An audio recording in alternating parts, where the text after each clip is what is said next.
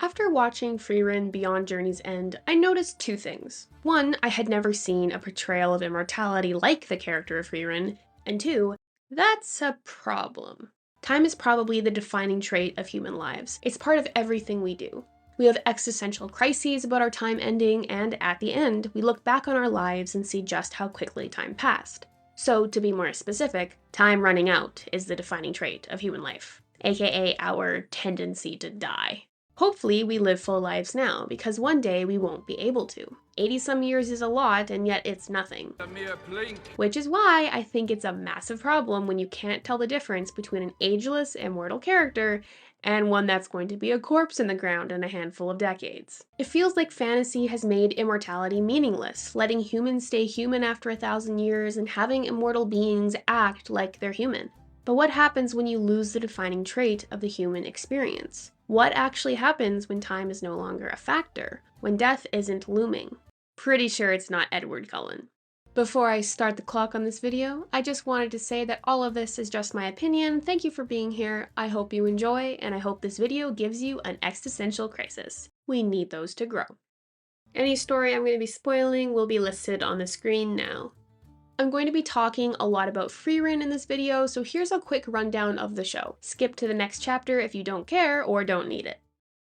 After a 10-year quest, the elven mage Frieren and the rest of the hero's party, Himmel, Hyder, and Eisen, defeated the Demon King and restored peace to the world. Decades later, after parting, Frieren returns to find her former comrades at the end of their lives. She watches as Himmel dies of old age, and she's rueful to realize she knew next to nothing about him. She makes it her mission to learn more about humanity, resulting in her taking care of Hyder's adoptive daughter, Fern, after he too passes away. Her journeys with Fern and Stark, the apprentice of Eisen, whom she also invites into her party, lead her to realize a new quest, to reach heaven, so she can properly bid Himmel farewell. The story follows Frieren as she learns more about her former and current comrades, humanity, and becomes more human herself.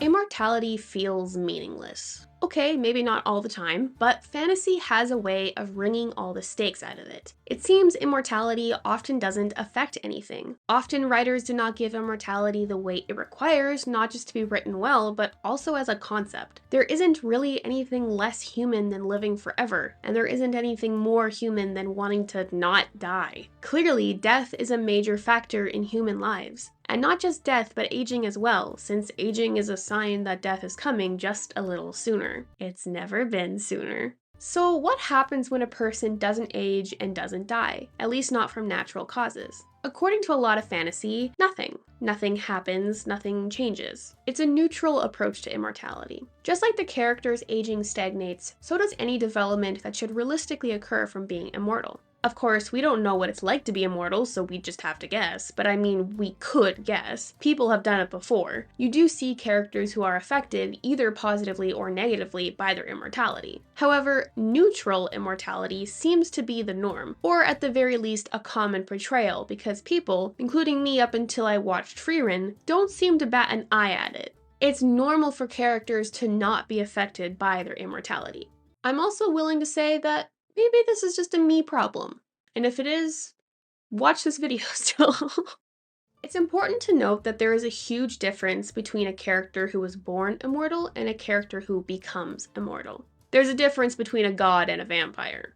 Both should be affected by their immortality, but in different ways. If a character is born immortal, they might only come against conflict due to their immortality when they interact with mortals, for example. Or maybe if they lose their community of other immortals, they might face eternity alone. More on both of those points later. Likewise, if a character who is born mortal then becomes immortal later in life, then that character should face huge struggles. For example, the knowledge they're going to lose everyone they care about over and over again. Both the born and transformed immortal should be facing existential crises. And they do, sometimes. And weirdly, it's a pretty good way of determining what side of the moral aisle they're on. A bad guy immortal typically does take his immortality into consideration.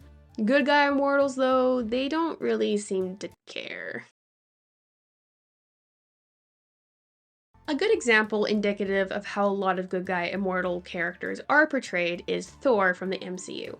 Really, most immortal superheroes that I'm familiar with fall into this portrayal. He is an immortal Norse god, and yet he has no regard for the fact he's going to outlive all of his mortal friends and even his mortal girlfriend. This is not a theme that's brought up. Yes, he grew up immortal, surrounded by people like him, so it's normal to him, but that normality should go out the window when he falls in love with a mortal person. Either he doesn't care about them, which clearly isn't true based on the events of the MCU, or the writers decided his immortality wasn't really that important. Or more likely, they didn't even think about making it a theme. And no, it's not important to his character or his arc, but it should be, and that's part of the reason why it's a problem. Immortality should be a huge factor in the personality, development, and/or the relationships of any immortal character. The concept of immortality requires weight to be written well. But we don't even blink twice when we see a portrayal like Thor, because fantasy has numbed us to the concept of an immortal character. It's become so commonplace that we may not even realize when it's not written all that well. Writers don't really have to give immortality any stakes because it's just become another run-of-the-mill fantasy trope.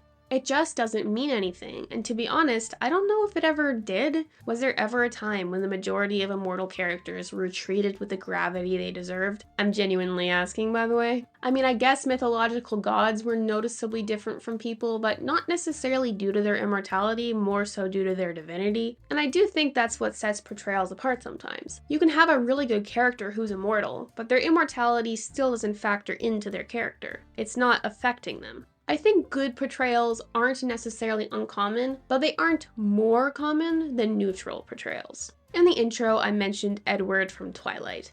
He is also not a good representation of immortality. He's kind of a paradox. He's better than Thor in the sense that his immortality does affect him, his relationships, his story, but not really in realistic ways. Like, he laments the fact that he can't off himself if his human girlfriend Bella were to die, but him doing that makes him falling for her make even less sense than it already does. He doesn't really take into consideration the fact that he's going to outlive the love of his life. In fact, he actively doesn't want Bella to turn into a vampire, even though she wants to so she can be with him forever. He's against it because he wants her to keep her humanity. So he doesn't really seem to care that he's going to outlive her, but if she were to be offed, he planned on trying to off himself. It's a very inconsistent portrayal of how immortality might affect someone, kind of combining the mainstream unaffected good guy immortal with a sad boy.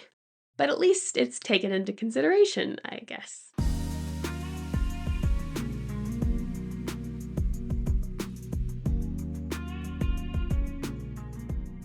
I said earlier that you can tell the morals of a character by how their immortality is portrayed. Well, I find it interesting that bad guy immortals are often more realistic, or at least more in-depth portrayals. They are the ones who actually have their immortality as a relatively important part of their characterization. Think of like most evil vampires and how they lose any concern for human life. 1, humans are food, yummy. But 2, the vampires will outlive them, so why care? Castlevania is a pretty good example of this. Most of the vampires in that show don't give a darn about humans, which to be honest could just be a result of them being their food source. It's not specifically the immortality affecting their view. The part of this specific portrayal that doesn't feel that realistic is the fact that, as a common rule of the myth, most vampires are born human, which means they know what mortality is, which means they grew up in a mortal community, not an immortal one. More on that later. I can appreciate that even with this background, they would still become numb towards humanity over time, but I still think a lot of nuance is missing from these portrayals. Where's the emotion other than disgust and indifference?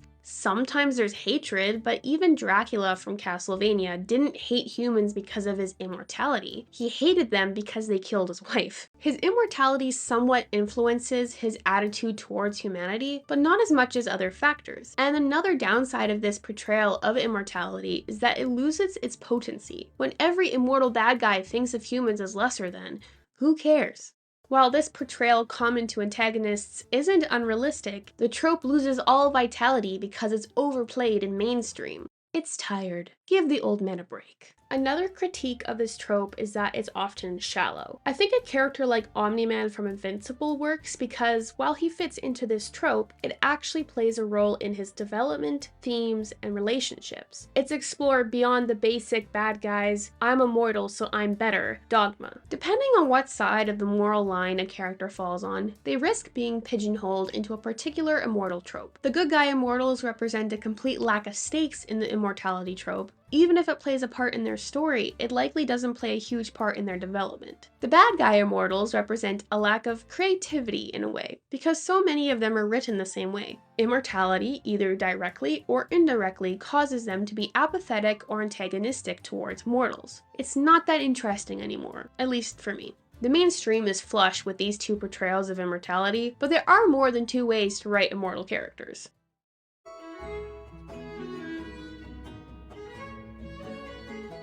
I think Kanehito Yamada, the author of Frieren, had two goals in mind. The first was to write a low-stakes fantasy post-defeating the bad guy, and the second was to explore how immortality affects the person and the people around them. Now, of course the titular character Frieren is used to explore these goals, but what I find more fascinating as a writer is how the world building reflects these goals.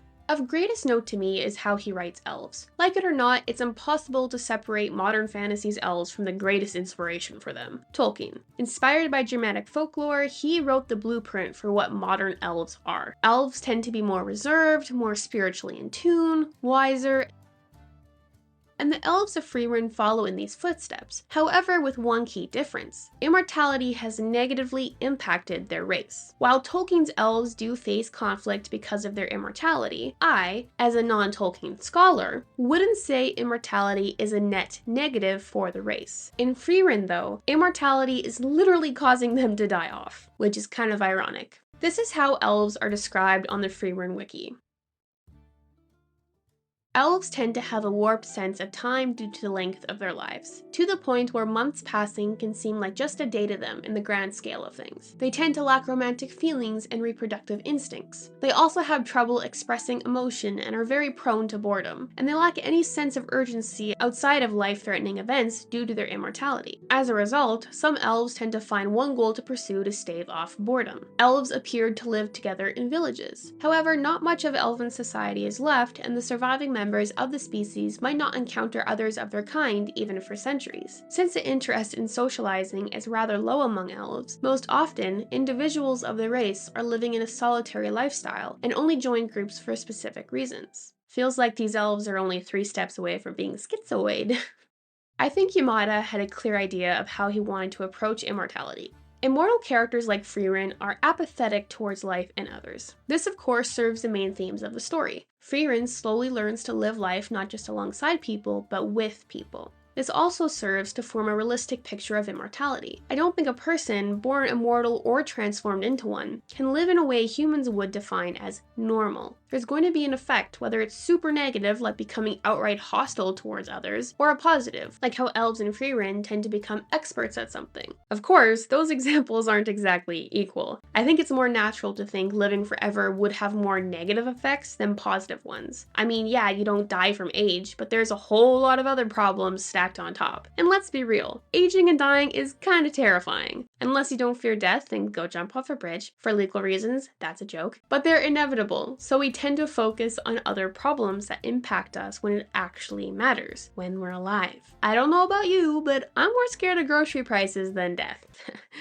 Anyways, even if Frieren was the only one affected by immortality this way, it would still be a unique and in-depth portrayal. However, her entire race is affected. Immortality means so much in this world that it is the foundation of how elves build their societies and live their lives. It wasn't an afterthought on Yamada's part, it was the focus. An exploration of how immortality could affect people and cultures, leaning towards more negative effects like apathy. Yamada is consistent with his portrayal, which means while he's taking a specific approach and not necessarily exploring other approaches, he is doing this specific portrayal justice. And unlike Tolkien, whose elves are far more social and personable than Yamada's, the elves of Frieren are consistently negatively impacted by their immortality. Tolkien's elves definitely have their problems, but don't have the almost default personality flaw of apathy as a whole species that they need to work to grow out of. From a writer and personal enjoyment perspective, I really appreciate this approach. Yamada clearly gives immortality the weight it deserves. It's vital to his world building, his character dynamics, and his themes. The entire point of a story is an immortal becoming a little more mortal. Not in the literal sense, but in the human sense. Frieren lives a fairly solitary life. Even when she travels with the heroes party, she is mentally solitary. She doesn't connect with them, doesn't get to know them. Sure, she cares about them, but in the way a Canadian says sorry when we bump into someone, or someone bumps into us. It's not out of personal, emotional investment, it's just common courtesy and cultural morality.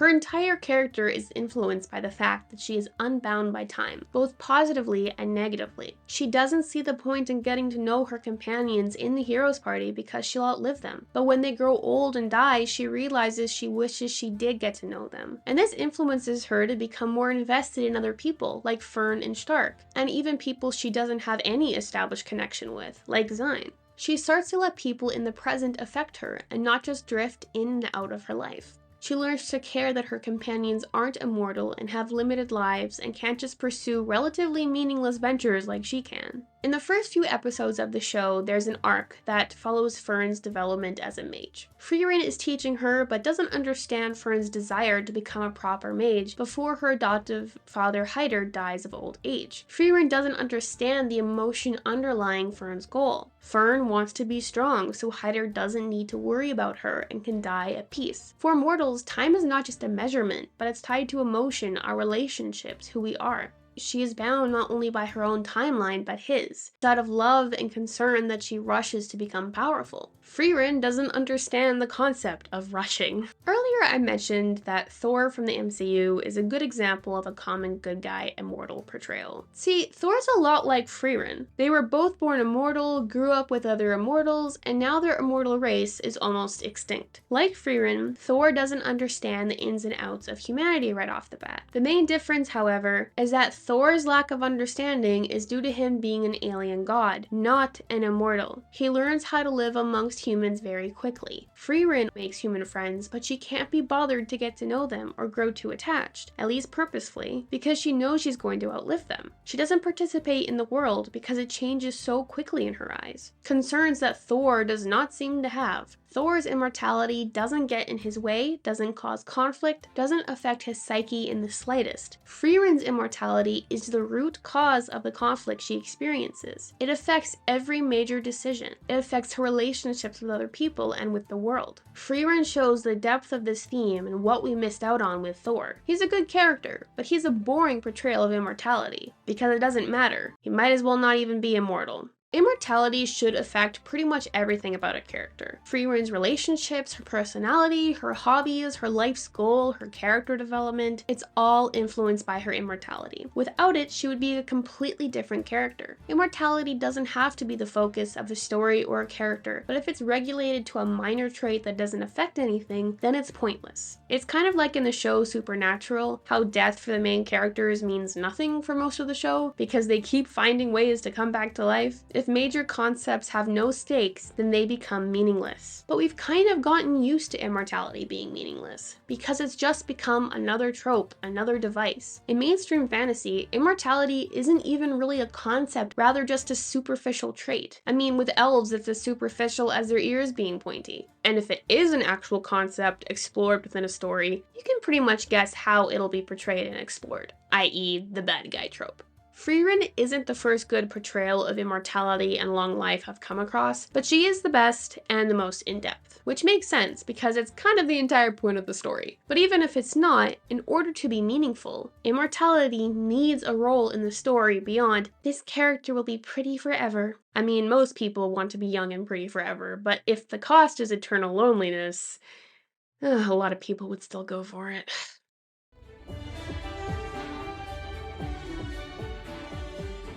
It somehow always comes back to this. There's a scene in Invincible, probably the most famous scene, in which Omni-Man is destroying his son Mark. Omni-Man was just revealed to be the bad guy who's prepping Earth for takeover by the alien Viltrumite Empire, and Mark, who's a half-human, half-Viltrumite superhero, confronts him. Now, Omni-Man is far stronger than Mark, so he beats him to a pulp, then monologues about how they're so much stronger than humanity, how they'll outlive everyone because they age slowly, and other things that make them so much better. But then he asks Mark a question. What will you have after 500 years? You, Dad. I still have you.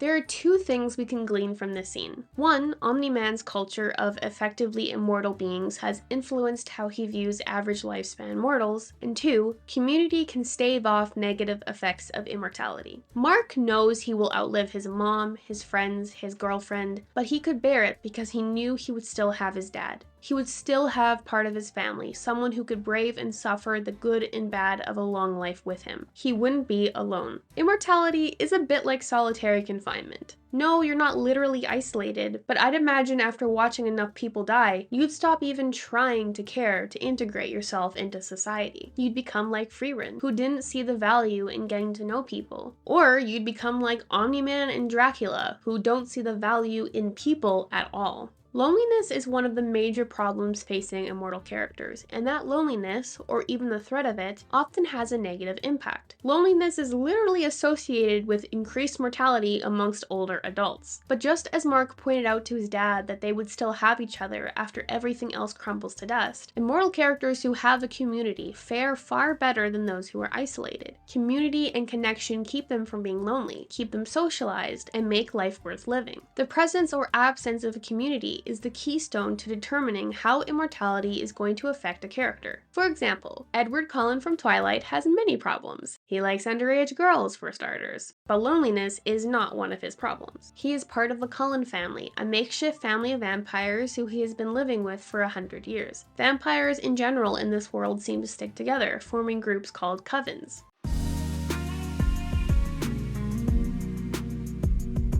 I don't know if this was the intention of the author, I'm guessing not, but from a psychology perspective, it would make sense if a major reason for the creation of an immortal community that isn't blood family is to prevent the isolation immortality often causes. And that's only from one Intro to Psych class. Of course, this largely depends on the culture of said community.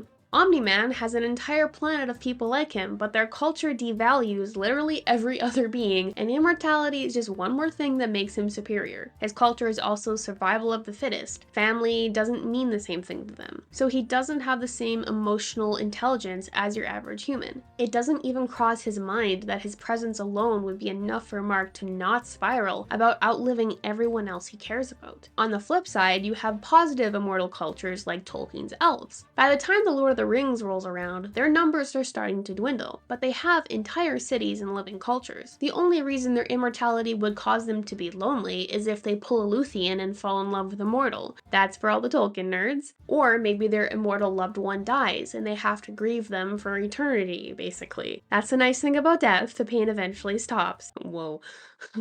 Without community and connection, you get characters like Frieren, who are negatively impacted by their immortality. Maybe they're not bad guys, but at the very least, apathy can start to take over. And while the effects of the culture might not be positive, as seen with Omni-Man, community at the very least can solve one problem: loneliness. Everyone fears dying alone. Imagine having to live your life alone. Forever. That sounds worse.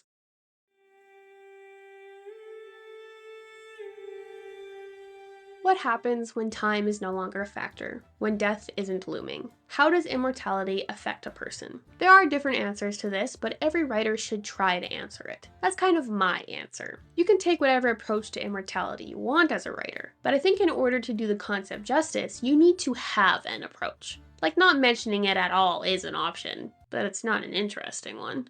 In fantasy, the pursuit of immortality often involves sacrifice, often major sacrifices that eventually lead to the character losing some of their humanity because they were willing to sacrifice anything and everything, and sometimes everyone, to live forever.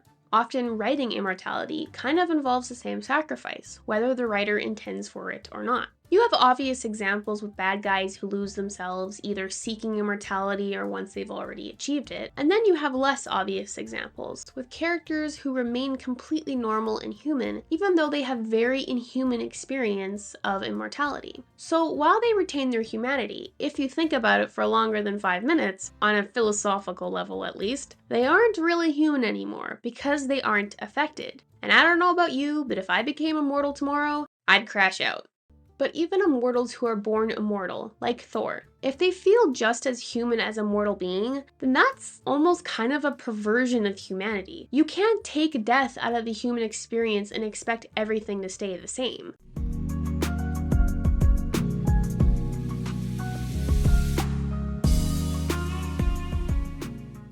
Basically, from my perspective, writers should be a bit more grounded, a bit more human in their approach to how they write immortality. Frieren is a perfect example. She might not actually be a human, but how immortality affects her is very humanizing. Elves do tend to feel a bit alien because of how they're portrayed. Not necessarily because of their immortality, but I do find it interesting that it's that very trait that has helped make Frieren feel human and real, because it does affect her. Now, there is a caveat. Immortal communities are not the same as mortal communities. Duh! It would be unfair, for example, to make Tolkien's elves more human in their approach to immortality. They have elves to share their immortal experience. It's just their biology to live long. They don't need to evolve the same way humans do. I'm not saying Tolkien's elves are inhuman, but they don't need to be, because their culture contextualizes their immortality. The Viltrumites aren't very human. They don't see family or the value of life the same way we do. Them not considering their immortality until they're confronted by a mortal is not indicative of poorly written immortality the same way Thor is. Even if characters are still in the vacuum of an immortal community, immortality should still somewhat affect their culture. It affects Tolkien's elves, Frieren's elves, and the Viltrumites. Immortality doesn't seem to affect Thor's culture at all. They're gods, they're divine, they're powerful, but immortality is just a physical trait. With the Viltrumites, it's part of their belief system. It's a physical trait that makes them superior. Within these communities, living forever or abnormally long is as normal as dying is to us. When you isolate immortal characters from mortal characters, immortality doesn't necessarily need to be explored because it's normal. Although I do think a writer would be remiss to not show the effects of decades, if not hundreds of years of isolation. But as soon as immortality and mortality bump into each other, normality goes out the window. A child has to be told what death is. They don't just inherently know. When immortal and mortal characters start to mingle, I think to do the concept of not just immortality, but by extension mortality, justice, then immortality has to become a focus. Maybe not the focus, but a focus, lest it become meaningless. Frieren is also a great example of how a person, part of an immortal community, can change and become more human. Likewise, characters who are born mortal and become immortal can also change over time, but that's the key part, over time. Over time, they can become less human, but they can't just have the threat of death taken from them and be completely unchanged. Like after Bella becomes a vampire, she should have changed a bit more beyond, ooh, I'm a strong, independent woman now. I guess she was slightly less annoying, which is a win, but you get what I'm saying. I'm not saying writers or the audience have to care about immortality as a concept and spend time exploring it, but I do think the lack of care and exploration is why we have such superficial portrayals of immortality and why we don't bat an eye at them. There is no one correct way to write immortality, but I'd be willing to say there's a wrong way, and I do think that's when no effort at all is put into exploring the concept. And to be honest, I'm guilty of this. I didn't exactly make my immortal characters ruminate on their immortality in my trilogy. Granted, I was 13 and I'm only now at 21 ruminating on the concept. Time's a funny thing.